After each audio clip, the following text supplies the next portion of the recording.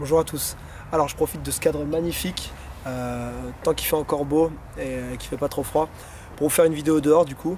Et le sujet d'aujourd'hui c'est pourquoi les prises de masse sont inutiles. Alors quand je parle de prise de masse, je pense pas au processus par lequel vous allez prendre de la masse musculaire et l'entraînement qui va aller avec.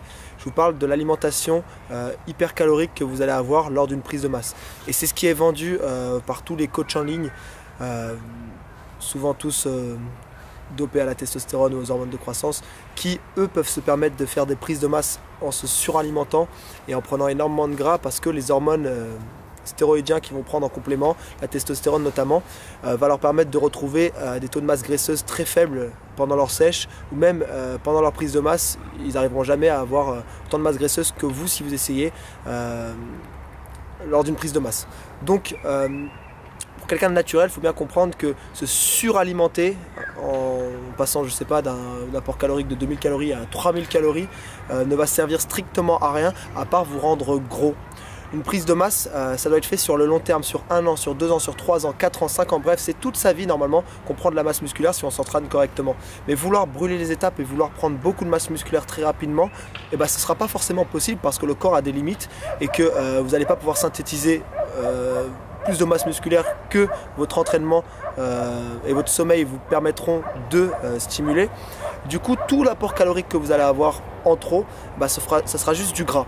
Donc je dis pas qu'il ne faut pas manger plus lors d'une prise de masse musculaire. Quand on veut prendre du muscle, on est obligatoirement, et encore, bon, on va pas rentrer dans le détail, mais on est obligatoirement obligé de manger déjà, c'est sûr, et d'augmenter un petit peu ses apports. Très léger, mais bon, moi je vous ai déjà conseillé de ne pas calculer vos calories. Je vous ai dit de vous fier à votre instinct. Si vous vous entraînez plus, vous allez avoir plus faim. Et si vous ne progressez pas, augmentez votre apport et regardez ce qui se passe.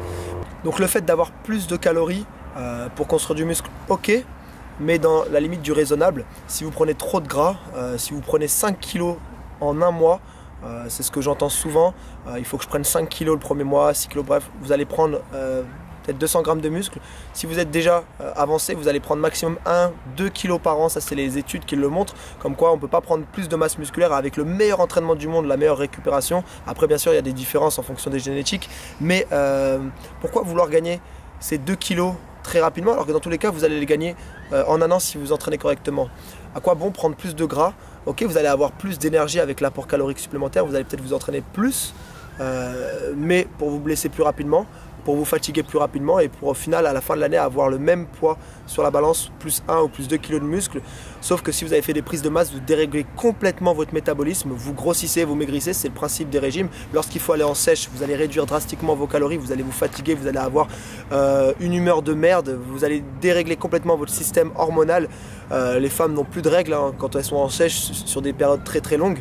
Les hommes ont plus de testostérone. Pourquoi? Parce que le gras synthétise la testostérone.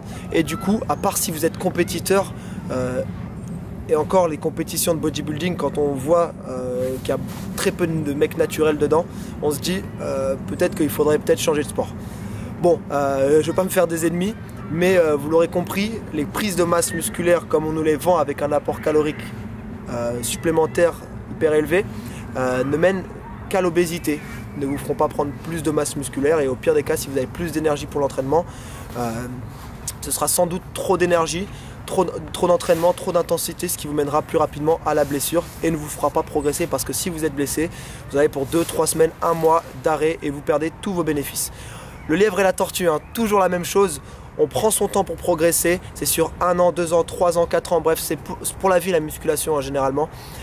Ça sert à rien de brûler les étapes, ça sert à rien de vouloir aller plus vite que la musique. Voilà, je vous souhaite une bonne soirée et à bientôt.